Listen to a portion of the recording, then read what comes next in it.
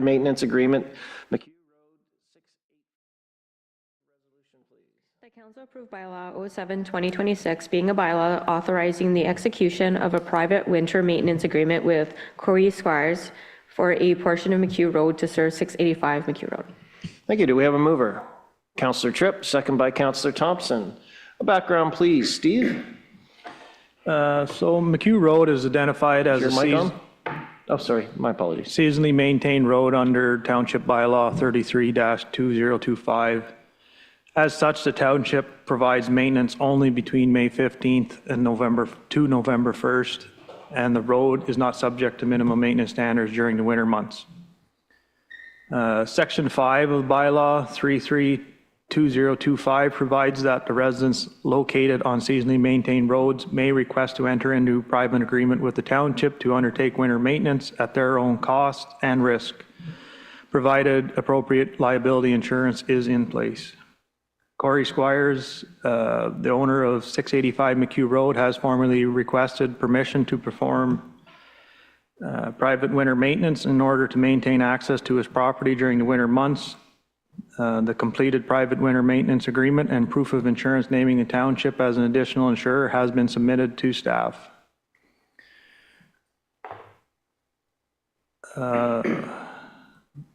And there also is no financial implications to the township associated with the agreement. All costs are related to winter maintenance and are borne to the property owner. Thank you. Any questions, comments? Councillor Thompson? Hi, thank you. Is this a new agreement, or does this happen annually? This is a new agreement. It's a new one, okay. We're seeing it more and more. There's people reaching out for more properties, seasonal roads. So it's only new agreements that come to council, and once they've come, does it recur annually, or?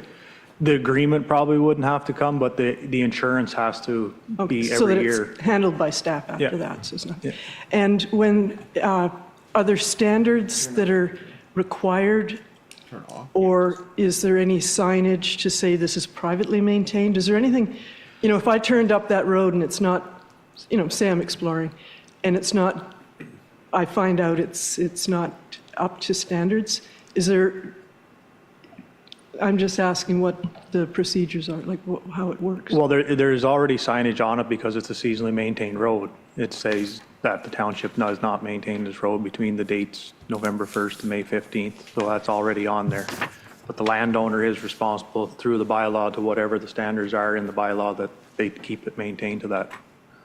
And then if something issue happens, well, it's their responsibility. Not Okay, that makes sense. So you keep the not maintained sign there, so that keeps everyone from turning up. Thank you, that's it. So everything's hardwired. Thank you. Any other questions? Councillor Popke? I'm just curious, how many roads currently are seasonally maintained that have these private agreements? These inputs? There's none, this is the first one, but we have been reached out by another one up in Malva Hill Farm Road that is just working through the paperwork and stuff right now, so it'll probably be coming But I'll have to edit shortly, the I beginning. imagine, maybe in the next month or so.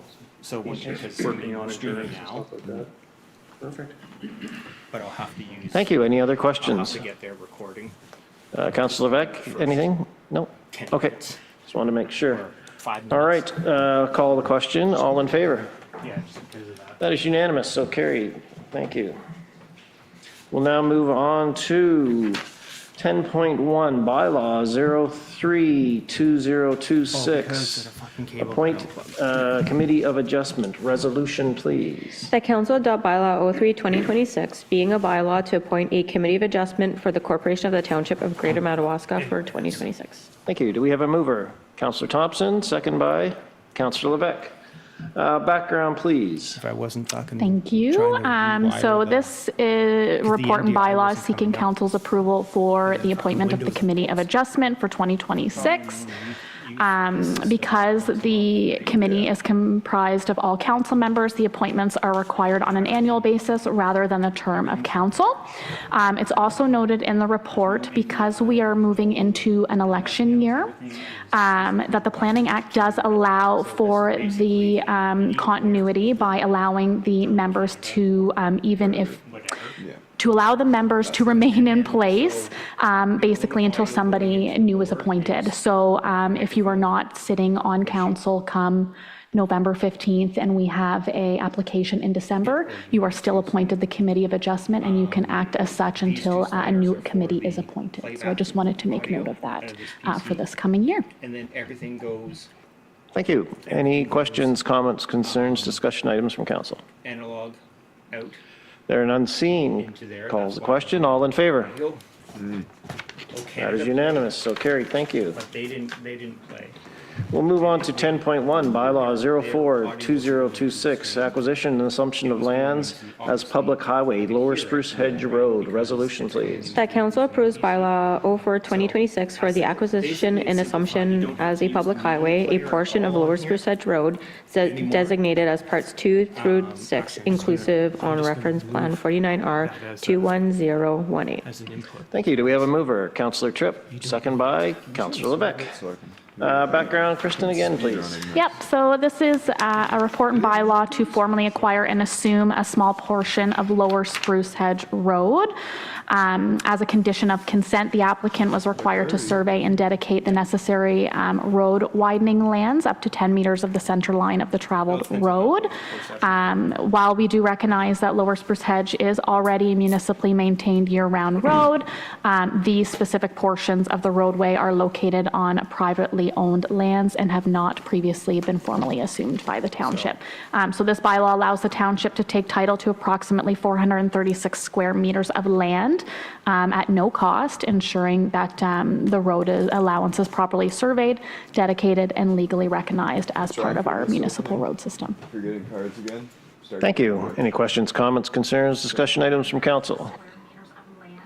There are none seen. Call the question. All in favor?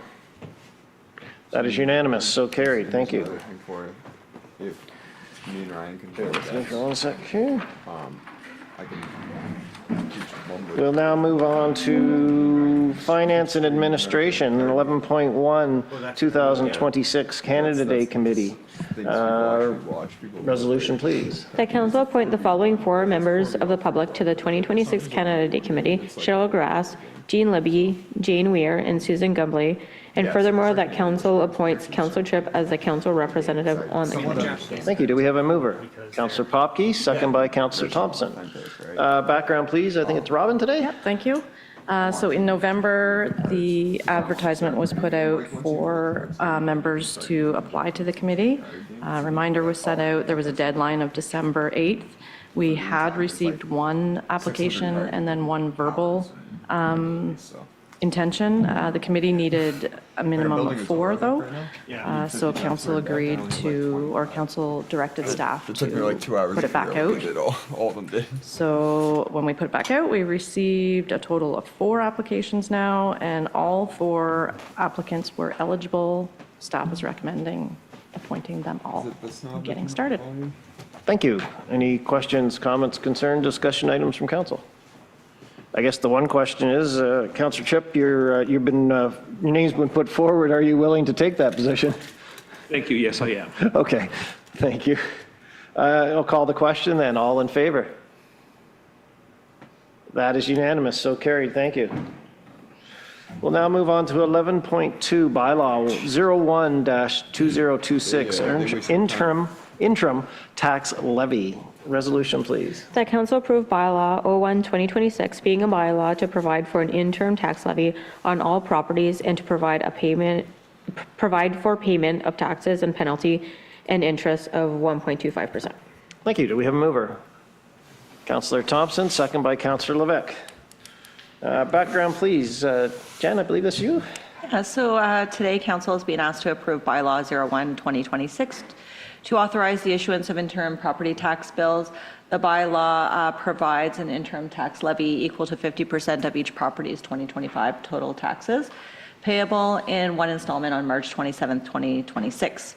And The bylaw also indicates that any unpaid amounts will be subject to a 1.25% penalty. Yeah, so basically. The interim tax levy is required to ensure that we have sufficient cash flow to meet the township's financial obligations until the final tax Two rates are inputs set from and the issued later in system. 2026. And an input from the mini PC. Thank you. Main Any audio questions, slider, comments, concerns, obviously discussion comes items from council? From that PC. There are none So seen. any of your All in signal favor? Comes through this PC. That is unanimous, so carried. Any Thank of you. your We'll now mini move on to PC audio comes through 11.3, here. bylaw 02-2026, temporary borrowing resolution, please. That council approve bylaw 02-2026 being a bylaw to Actually, you don't even temporarily need your mini borrow PC money until audio because taxes it's and all other fed revenues are into the received board. up to $1 million. And furthermore, that council direct the mayor and treasurer to sign the agreement. Thank you. Background? So this bylaw is brought forward to you today. Back Sorry, PC excuse me? Goes into the board. Sorry, I did not move it. You are correct. Thank you, Robin. Do we have a mover? Councillor Tripp. Yeah, so the only thing. Second by Councillor Popke. Okay, background, please. Thank you, Robin. Sorry about that. So this bylaw is to authorize the township to temporarily borrow up to $1 million from the Bank of Nova Scotia to address short-term cash flow needs if required. This borrowing authority allows the township to manage timing differences between expenditures and the receipt of revenues. And while the township has never had to utilize this temporary line of credit, it is maintained as a precautionary measure for emergency So I'm situations. going to change that, so. Thank you. Any questions, comments, concerns, discussion items from council? on- There are none seen. All in favor? No, this is a total. That is unanimous, so carried. Thank you. Oh, yeah. I'm using NDI on. We will now move on to 11.4, bylaw 05-2026, authorization for 2026 capital projects debenture. Resolution, please. That council approve bylaw 05-2026 being a bylaw to authorize the submission of an application to Ontario Infrastructure and Lands Corporation for the borrowing of $461,785 in the form of a 10-year debenture for the road project of Graphite Bay Road, Kennedy Road, and Calabogie Community Hall parking lot. Thank you. Do we have a mover? Councillor Popke, second by Councillor Thompson. Background, please, Jen. So in December 2025, the council approved the 2026 operating and capital budgets. Today, we bring forward a bylaw which authorizes staff to submit a loan application to the Ontario Infrastructure and Land Corporation. The loan, the amount of approximately $461,785 will be in the form of a 10-year debenture and will fund the approved 2026 capital projects as mentioned. The projected interest rate is expected to be around 4.4% with an estimated annual payment of about $66,214 funded through the taxation revenue. This borrowing complies with the township debt management policy, and total debt payments, including this debenture, will remain within the allowable limit as per our debt management policy of 12.58% of loan source resources. So approval of this bylaw will allow staff to proceed with the loan application. And a final bylaw will be brought forward later this year to formally close the debenture with confirmed interest rates and repayment terms. Thank you. Any questions, comments, concerns, discussion items from council? There are none seen. All in favor? That is unanimous, so carried. Thank you. Bear with me. We'll now move on to 11.5, funding for future health and wellness hub land preparation. Resolution, please. That council approve the 2025 expenditures related to land for the potential future development of a health and wellness hub to be funded from the health services reserve in accordance with the township's reserve and reserve fund policy. PC not having a camera. Thank you. Do we have a mover? Councillor Tripp, second by Big deal. Councillor Other than Popke. that, It's like. Background, please. So what we have here is This is expenditures that were intended for the lands that are being allocated for the health and wellness hub or future health and wellness hub. So the cost would include the engineering drawings for the preliminary lands of what we would be able to develop and fit there. And the other component is the environmental assessment. We have it currently expensed within the budget for 2025. However, in recognizing that we want to separate taxation levy versus what's intended that we're putting aside for health services, we were looking for council to approve funding these specific health services related costs to the health services reserve. It was your phone. Thank you. Yes. Any questions, comments, concerns from council? Councillor Levesque. Thank you, Renee. Just a quick question. Do we anticipate much more in terms of this kind of funding or spending? And if so, what do we have left in the reserve for this? This reserve receives an allocation of $30,000 a year towards health services. So every year replenishes a $30,000. This is just using $17,000 out of that 30 for 2025. This was actually just the prep for this. We do not anticipate any further costs to prepare for that piece. Otherwise, we'd be applying for grants or other ways to fund these items. Okay, thank you. I figured that out. Thank you. Any other questions, comments, concerns from council? Yeah, it almost fell through. There are none seen. All in favor? Yeah, you That is still gotta unanimous, so carried. Thank you. I didn't know he was a counselor. Move on to 11.6, 2026 Organizational Chart Updates Resolution, please. The council approve the proposed 2026 organizational chart as attached herein, including the conversion of the program coordinator position from a temporary contract to a full-time permanent position and the organizational realignments described in this report. Thank you. Do we have a mover? Councillor Popke, second by Councillor Levesque. Background, please. So we have had some changes since the 2023 organizational chart review. In 2023, we would have added the community services position, which would have prompted the change in org chart. What we have in front of you today is the difference in adjustments. So what we have is kind of developing a bit of a department. There's no, the head is still through the CAO's office. However, it builds us more of a community development services department, where we would have the community development coordinator and the program coordinator position. The program coordinator position began on April 1st through the Seniors Active Living Center program funding. And with it being established at this point and through the public consultation for the Health and Wellness Hub and seeing the benefit of it, there's a real benefit in continuing this position. So this position is funded 80% currently through the Seniors Active Living grant and 20% through the Township for program coordination. So if ever we were to not receive the funding, that portion would need to be funded through the Township. With that said, the funding is only, I say only because it's not terribly significant. It's $55,000 a year.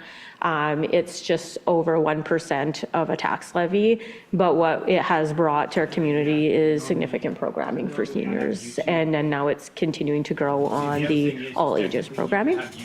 The other component in the change is on the administrative side for operations. So the operations administrator currently reports to Treasurer's Department. This is reallocating to where the actual physical reporting structure belongs, which is partially in the Public Works Department, and the other portion is in Environmental and Facilities Department. So it's just showing it properly. And then the final adjustment is the Facilities and Environment staffing realignment. We have a full-time position as a facilities attendant, and then one full-time as maintenance repair right now. The adjustment is actually making them both maintenance repair because essentially the jobs are the same. The works, we would not be replacing the facilities attendant position. That would just be removed because essentially we just require the maintenance repair type of position. Overall, there is no financial implication with this. Some minor implication in the change, but just the way it works with the pay structure, it's very minimal. And so, yeah, so by council approving this, it would approve the structure for that full-time position essentially, and then the move from facility attendant to maintenance repair. Thank you. Any questions, comments, concerns from council? Councillor Thompson. I just want to comment on the program coordinator position. That is the key thing that's going to allow us to integrate all those various programs. So, getting the SALC, the Seniors Active Living Center grant, was critical to even start that, which I commend staff for moving forward on and getting. And then the percentage, the extra percentage to make it a full-time position really allows, things like the library has all this programming in Calabogie, but there's no way that we have enough staffing and funding to extend that programming throughout, but with this program coordinator. So I'd say even if the SELC grant disappears, which I don't think it will, it is an annual grant, I think it's a really important position. So kudos. Yeah.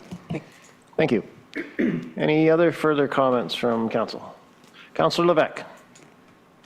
Thank you, Renee. I agree with Councillor Thompson on that position. I guess one question overall, do you anticipate, you've rejigged the org structure with the rest of the existing staff. Do we anticipate any time in the future where we would need additional or a change in positions?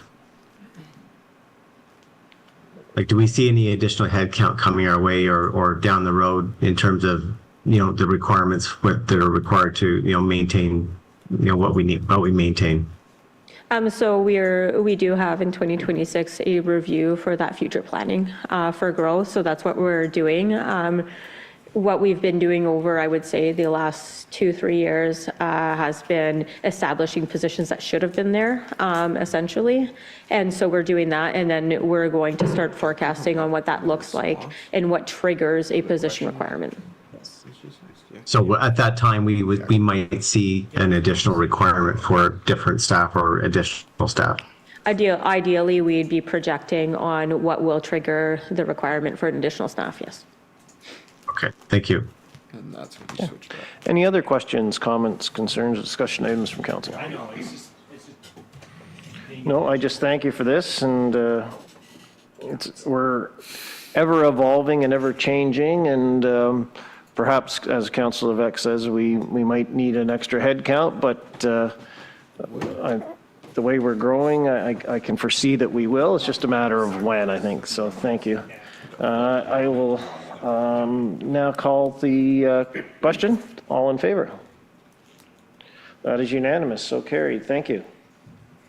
We'll now move on to 11.7, 2026 Strategic Initiatives Action Plan. That's easy to say. Resolution, please. The council endorsed the 2026 Strategic Initiatives Action Plan as attached. Thank you. Do we have a mover? Councillor Thompson, second by Councillor Popke. Background, please. So this will be our second year in bringing the Strategic Initiatives Action Plan based off the 2023 to 2026 strategic plan. So these initiatives are based off of the key pillars within the strategic plan, which are open communication and engagement, growth management, culture and wellness, and efficient, effective governance. The action plan has been circulated with department heads to provide input on what we've heard over the last year through council, what staff sees as a priority, and some directions that council through motions have put through. So on the attachment, you will see our staff key initiatives and target completion dates. And I'm prepared to answer any questions you may have on these priorities. Thank you. Are there any questions, comments, concerns from council? Councillor Tripp. Thank you. More of a comment. I just want to acknowledge staff and the work they put into this. It's an incredibly supportive document. This council at inception, along with the community, brought in a strat plan that's really helped guide us over our term. This brings all of the key activities in a very transparent, presents them in a very transparent manner, both for us as council, but also in terms of the community, to look at what our goal is at the end of fourth quarter 2026. And everything that we've talked about in the strat plan, we've managed to identify and place as a marker. So it's very helpful for us at this table, but I think also for the community to recognize the strides that have been made and the activities in this final year. So thank you for coordinating this into one document. It's very clear and well articulated. Thank you. Thank you. Any other questions, comments, concerns to Councillor Thompson? I echo what Rob was saying. It's amazing how much has been accomplished and how sure we are that we're doing the right thing, and that makes it easy when it comes to council to make decisions. That's why we have so many. Sure, yeah, and that unanimous. This is what we want. This is what's happening, which is great. There's one area of concern I have. Staff is doing a great job of working with developers on planning for mixed development, which is great. But the major developments go through the county. And I'm wondering, so far we haven't seen anything other than residential only come through them. I'm wondering if there's anything in the works that will help us have more input to how county, what they bring forward to us for approval and rezoning. Thanks.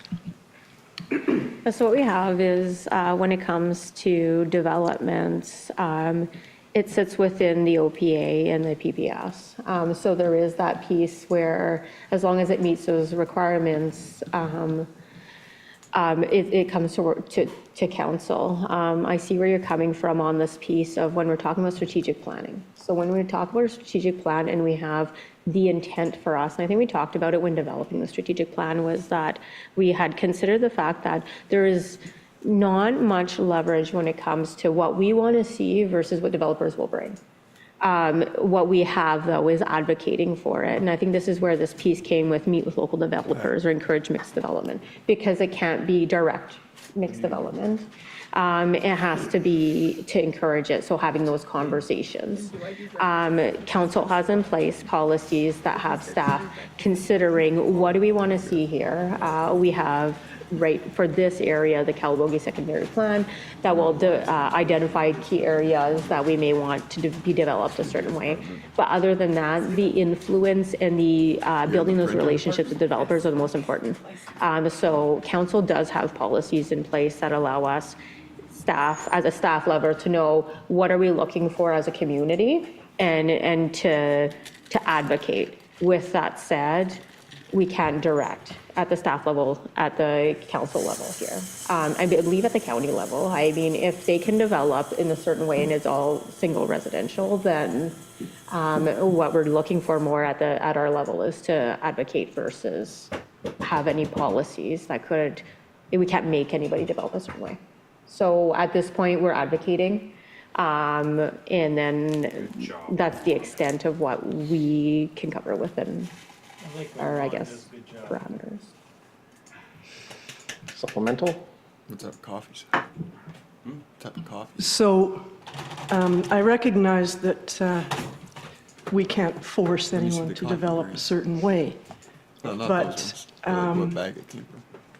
What I have found since coming on to council is that It is the goat bag. quite often the Happy goat. developers and their advisors find ways to waive off what we need. And that's the control I think we're looking for. That's a good goat. So there was one development that said we don't need commercial or mixed development because we're within easy commuting distance of larger centers. And that's exactly the opposite of what we want. So that's the kind of control we need to put in place somehow. And it can't be done at a council level because this is all we can do is say this is our strategic plan. The official plan and the provincial policy statement also say mixed development, concentrated development, but we're just getting housing only. Is there anything, or is there anything you can develop or consider for the future that might help this? I'm going to just sort of jump in for 1 sec before Kristen jumps in on it. I think one of the things too is that we need to build with our developers is a mutual respect and cooperation so that legally we can't direct them and tell them exactly what they have to build, but we can say what our needs are and what we think would work and work with them.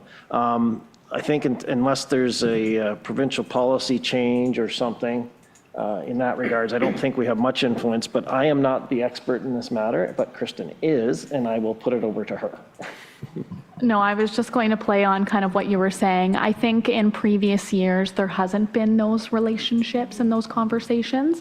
So I think a lot of the time, things remained very closed, and that's when I think you saw developers just developing without consulting or without having conversations about what our needs are. I think in the last 5 years or so, we've done really well in having those conversations with developers, really initiating those pre-consultations, letting them know, where we are headed, what we like to see. And a lot of local developers are, very welcoming to that. We are seeing some good conversations around what our municipality looks like, how development should look, even in terms of facade and what that means for our township. So I really think that now we are moving forward with these good conversations. I think our secondary plan will really ignite what we want to see and where. But yeah, I do think in the last couple of years, we've done really well with having conversations and speaking to these developers and letting them know what it is that we need and what we want to see. And when it comes to low-income housing and mixed development, and I think they really see that. So I think we might see more of that. Because we have had conversations where developers have come to us and said, we want to put a hotel here, or we want to put this here. And we're like, it's not really something that we would like to see along this commercial route, that's more residential, might be more suited for this location here. So those conversations do happen. But yes, ultimately we can't force individuals, but I think developers also have a mutual respect for council in terms of what they want to see and what we want to see as a township. And they understand that. And ultimately you're not going to necessarily see now when we're having these conversations with them that they're just going to go left field into something that they know that we may not want to see, because that might put their project potentially in jeopardy as well, right? So there is good conversations happening. I do want you to know that we are looking at that. Thank you. Supplemental? Can I just add to that? That exactly what Kristen has described is that the developments you've seen that may not be the match that you would see with council today happened before. So we have these relationships are building. And what happens there too, it's two-sided, right? Like there's a success for the developer and us as a township with this. So aligning for the developers mean that we may have some insight on what our community needs, and they'll be more successful in filling these, selling these lands or whatnot, or whatever they do with that. But building those relationships has been significant, and we're having a lot of conversations and putting, there's programs in place to, really endorse or, allow for those types of development that, somebody can, because they are developers and there's, making the money, and it's well worth for them. So yeah, building those connections has changed drastically over the last even 2-3 years. Thank you. I'm just going to go to Councillor Thompson's supplemental, then to Councillor Tripp. I think that's what I'm looking for. I see the change. I see that it's going forward. But as councils change and staff changes, I don't want to lose that. That's why I'm wondering if there's anything we can put into the system to ensure that council's considerations are always forefront in that. That's pretty much, I'm not really criticizing. I'm saying it's great, the developers, the conversations that are happening. I just want to make sure we don't lose it.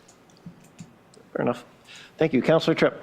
Thank you. And just a segue from Councillor Thompson's comment, the other element in this relationship is the community, which is novel and new and exciting over the last 3 years.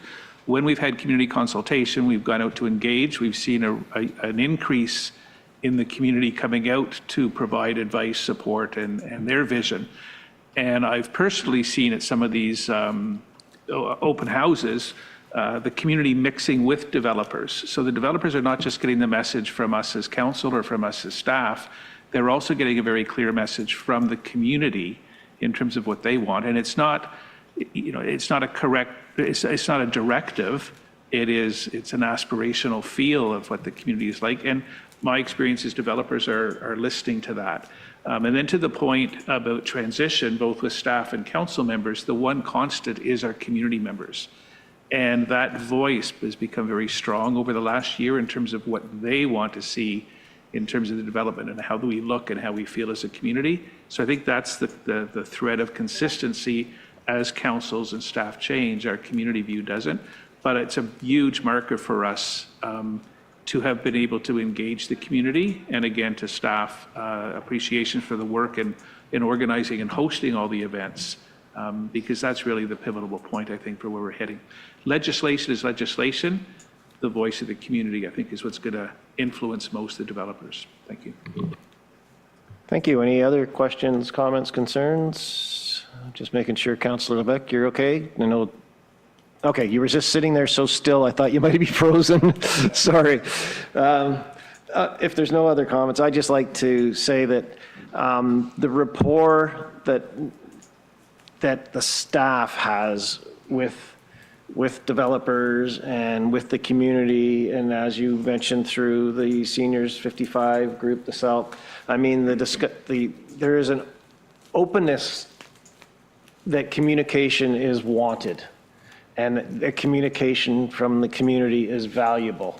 And I think that is not going to be lost, I hope, if council changes. I hope that it's not us really driving it. It is the staff. It is the staff's, under the direction of our CAO, the openness and the communication and the respect, mutual respect that goes both ways. So I think that, and I hope that that is going to last through council change, because staff is paramount on that communication, and they're doing a great job. And I think we're very, very blessed to have the staff that we have, and the direction from the top down that all communication's good, and let's work together.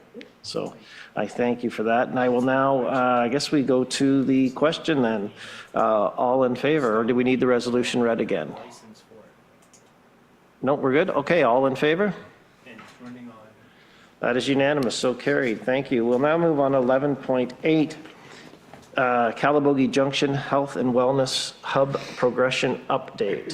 Thank you, Renee. I believe this is you. Yeah, so this memo is just to provide council with a bit of an update from since we've last met, when council endorsed the Calabogie Junction Health and Wellness Hub Strategic Plan Framework in October of 2025.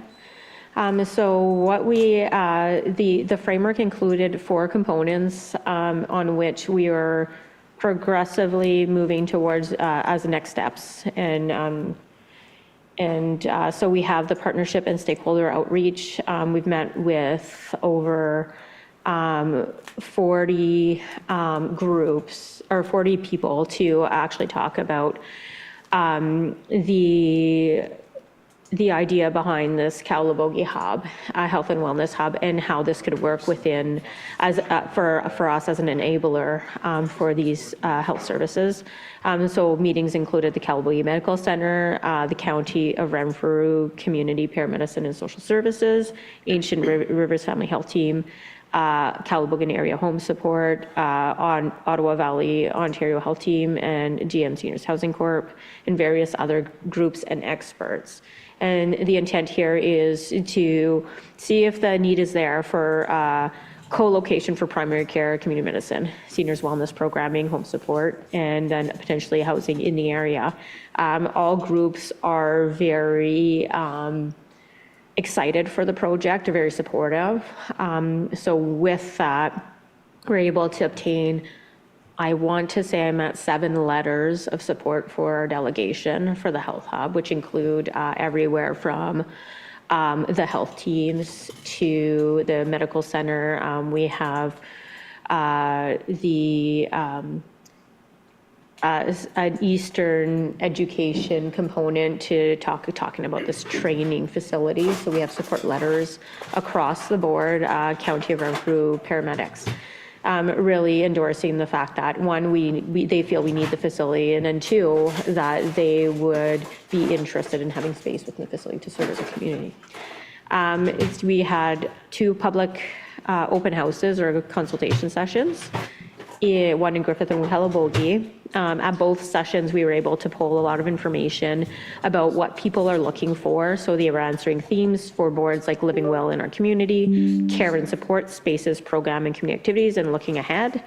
Within both vary. We were able to quickly see the separation on what is needed in one area versus the other.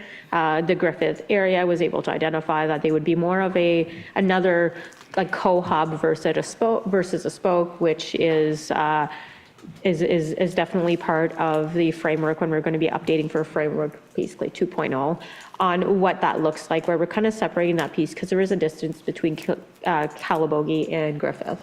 So we're trying to identify that and saying, okay, well, maybe there's a base here. And then there's more of a services building that may be smaller, but it provides for more services within that area. The community survey was very successful with 176 residents that responded. The mix was great too on when we were polling. We were trying to poll even seasonal, you come here in the summer or whatnot, and we were able to poll a range of residents to participate in the survey. And what was interesting is that only 25% of our residents actually have physicians within the area. It kind of contradicts is that on paper versus actual what's happening on the ground is that as per the province, we only have a gap of, I think, for residents without physicians, 9%. But what happens there is that the difference is actually that the residents are attached to doctor, but the doctor might be, some of them are responding in the survey saying theirs are in Kingston, Belleville, Toronto. So the distance is what matters. So we were able to kind of pull that information, helps with the delegation and helps us see where the gap is on the ground for our residents. They've identified key items, support for PSW capacity, local lab services, physio rehab was mentioned quite a few times, housing options for seniors and people's needing support, transportation, youth and teasers programming, mental health supports, and better information navigation are all ranked high for residents' needs. We did a survey to the developers also to consult with them on what they hear when it comes to selling. So when they have developed property, but who's buying, why won't they buy? Again, the same gap is the health services. So people are attracted here for the amenities, trails, fitness, those types of things. But it's actually the services that are lacking that may have somebody not willing to relocate to the area. And then we also went and proceeded with an expression of interest. We received a submission from a private sector interested in partnering for the development of the health and wellness hub. So we have to kind of consider those options on what that looks like as we consider the next step into ministry advocacy. If we own the land, if we own the property, there's more funding available than if it's privately owned. So we'll be balancing that as we head off to Roma this weekend. And on Monday, we're meeting with the Minister of Health to discuss the next steps. And really, it's come down to the ask of what does that look like financially for funding for capital for this project. The Rural Ontario Municipalities Association has actually put a little form out or a little note out saying what we're hearing from the delegations that are coming. And if you head off to the health area, it's actually exactly what our delegation is. More capital funding to fund the infrastructure to have health services. So yes, so this is just an update, and then we're going to head out to the delegation, and they'll be updating following that. Maybe a web browser. Thank you. Any questions, comments, concerns from council? Councillor Popke. I just want to say it's nice to see things moving forward smoothly. It's a lot of hard work and discussions going on with everybody involved, so it's nice to see that it's all coming together. That being said, is it possible for council to sit in on this delegation in silent support? Probably some sort of Trojan in a I'm hesitant in one way in that I just sort of want, because we're going to have Billy Dano is going to be there as the RMPP. He as soon as he heard we had this delegation, he jumped on it. He wanted to be there to support us. We also have Chief Mike Nolan from the County of Renfrew's paramedics. He's going to be there well, and he's extremely well respected in the medical, not just the medical, but paramedicine and paramedics, and he's extremely well respected in that. And he's had many meetings with the Deputy Premier, who's also the Minister of Health, Sylvia Jones. So in one way, I'm hesitant because I just want it to be a clear and concise ask, because we've done the two before, where we've sort of done the information and the background that we bought the property, and this is what we're moving forward for. And this one's going to be a direct ask, and I believe we're going to be discussing that in close later. Is that correct, Renee, or did I read that wrong? Oh, we're not. Okay. So, so I'm of two minds of it, that less distraction, less, like, more focused, with that Sylvia Jones is on the speaker. I think it would bode well for us, because we're going in with a direct ask this time. I'll open that up to comments on the floor, but that's just my own personal belief, is if we're clear, concise, and direct, that I think it would be our best approach for what we're asking. But I'll open that up, and Councillor Tripp, you. Thank you. So I'm going to just quickly step back to the developer consultation part, and then I'll address part two. I was really impressed to see the developer consultation, because I think people would initially think we're going to talk to developers in consultation about their role in the hub. This was really about their perception of the community and how this fills their need in terms of the importance of this as a tool to help them market. So it was a different approach to what I expected. I thought the development consultation would be, are you going to come and help us build this? This was really about our community and how the developers see the importance of the hub. So congratulations for taking that approach. To the delegation, I really do understand. I mean, this is the first time council has heard about the delegation. And Billy is a natural, but it's the first time I've heard that the county paramedics are attending, representing council at the delegation to the minister. And I do recognize the surgical importance of that ask. We haven't had a chance at council to discuss it, and usually we do have a discussion about kind of prior to this, who will attend. That said, is there an opportunity to have one or two people, not to participate, but I think the image in the delegation to have your co-councilors, because it is a council initiative. As we had in the others, we had delegates, councillors that just were there to give that image that this is a council initiative, but we don't want to undermine the importance of the message and the surgical message, both from, and I'm assuming, Renee, will you be presenting along with, or when we get into the delegation, are you, in terms of the technical side, I'm assuming you'll carry that, and Mike Nolan will be carrying. Well, Mike's going to be in there as a supportive role. So sorry, Mike Nolan is in there as an actual health provider. Okay. So what it is an anchor to say, yes, health provider within Greater Madawaska, and there is a need. Where we've always been with, you have to think we're not healthcare. Yep. So when we come in and we're a municipality discussing what healthcare is needed, it's important to have somebody that says, yes, we serve that area, we are a service, and we see the need. 100% agree, I think, and that's why I was encouraged to hear it today, because I do see that value, and it's a major support for our ask. But that said, just at general council, is there an opportunity for other councillors not to participate, but as with other delegations, they often go in with other councillors at the table. This seems like it was kind of discussed and formatted in absence of a council discussion. And one of the other things too, we're going to need is we've been advised that there's a joint delegation that's going on that. I'm trying to stay with it too. Yep. On the request, because we do have a joint delegation, but when we're talking about the health services component. Yeah. Yeah, okay. Anyways, we're going to need somebody that's going to be representative on the other one as well, so. But go ahead, Renee. So my intent today was to bring it forward as an update, to allow for that conversation. So it's not like it's set in stone. It was to allow for that conversation on what that looks like as a delegation.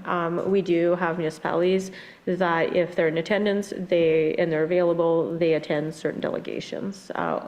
Counselors that are available there. So I personally, I'm open to whatever format council would like to discuss today. So let's discuss. Councillor Thompson? I was just thinking that since Councillor Tripp initiated this whole thing, and he's been on I believe every delegation, and he packs a hell of a lot of healthcare background, WHO, Victoria, Health Canada, I believe, Victoria Hospital, Renfrew, Victoria. That's not a bad guy to have in your delegation, I believe. I think it would be remiss not to have him there, even as to field questions on any of the above. Okay. Councillor Tripp? Thank you. If I were to attend, I would sit and not participate I mean, if asked, absolutely, but would not initiate anything. We had discussed at another council meeting about the conflict with RVH, and after that meeting, I did some research, and the conflict would be in my role within RVH, not at council, and RVH is not part or linked to this in any way. But that said, I too am known well to the minister, through not just that, but through WHO. And again, it's not my role in health, but it's my role, and I think our collective role as councillors, because we had the deputy mayor sitting on one of them as well.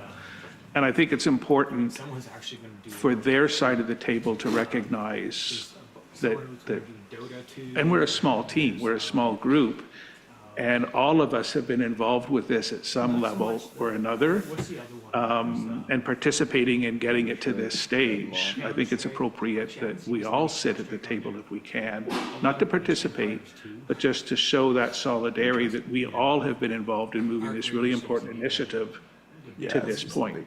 I do agree the ask needs to come from the credibility of the county paramedics and the work that our CAO has done in terms of even this brief is a very strong message, but the visual and recognizing that this is a council-led initiative, I think is important for us. So I'm not sure if that is a motion that's needed or if we just, I don't know. I'm kind of out of my depth in this area now. Thank you. Any other comments? Councillor Popke or Levesque? Councillor Popke. Well, like Rob says, we are a team. We started this as a team, and I think it'd be nice to go in there as a team and say, this is what we've come up with and this is what we're asking. But like he said, sit on the sidelines, not say anything, just be there for like moral support, presence, and let it be known that we're working together on this issue. Okay. Councillor Levesque, any input? That's people have been kind of off and on. Sorry about that. Unfortunately, I won't be there, so I will leave it to you guys to determine that. But in general, normally I think we normally see what what's going to be presented. I don't think we've seen that yet. I could be mistaken, but am I wrong? I don't recall seeing it. CS2, that's what it's called now. No, I don't think we've put it out yet, or I haven't. I've seen a few people. And I guess that is that the plan, or? Yeah, it's like. Yeah, I think Renee was just finishing it up. I'll be sharing with council like we normally do. All right, great. So I'm indifferent to it. I think having one or two council members of your choice sitting in the room, I don't know. I don't think it'll go bad either way. But again, I'm not going to be there. So. Okay. Thank you. So put it to the CAO. Do we, We wouldn't need a motion. If council would like, all I would do is contact my contact at the ministry and add the names, and then we would go from there, and those that can attend, can attend. If Okay. council would like that. is that the consensus then? Okay. If you would do that, that would be appreciated then. Thank you. We'll now move on to, unless there's any other comments, concerns, discussion on this. Okay, thank you for that information item. We'll now move on to section 12, closed session, 12.1. Enter into closed session. Resolution, please. For the council meeting of January 15th, 2026, enter into closed session at 10:05 good. If you a.m. wanna pursuant to go, section 2392 shower of the up Municipal or Act eat regarding or one, whatever. personal matters about an identifiable individual, including municipal local board employees, specifically request for payment plan for development charges associated with building permit. 2, litigation or potential litigation, including matters weird before stuff. administrative Anytime that I went to- tribunals affecting 'cause my the municipality or antivirus local and so board, forth stopped specifically working. causeway easement. And anytime I went to click on Thank the you. Do we have a website, mover? Councillor would, Popke, second by Councillor it wouldn't let Tripp. me go to the website. All in favor to move into close? That is unanimous, so carried. Thank you.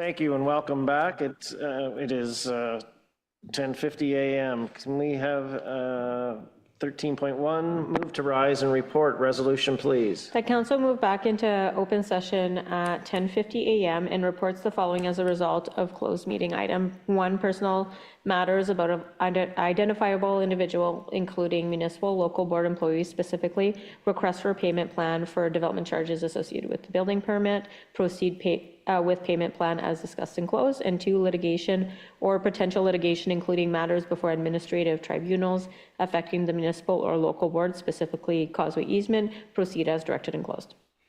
Thank you. Do we have a mover? Councillor Popke, second by Councillor Tripp. All in favor? That is unanimous, so carried. Thank you. We'll move on to 14, bylaw approval, 14.1. Resolution, please. Be it resolved that the following bylaw, 06/2026, confirmatory, be deemed read a first, second, and final time and passed by council at the regular council meeting held January 15, 2026. Thank you. Do we have a mover? Councillor Thompson, second by Councillor Levesque. And do we, all in favor to approve? That is unanimous, so carried. We will now move on to what is it? 15.1. I believe it's called motion to adjourn. Let the regular resolution, please. That the regular council meeting of January 15th, 2026 be adjourned at 10:52 a.m. Do we have a mover? Councillor Popke, second by Councillor Thompson. We are all in favor. We are adjourned. Thank you.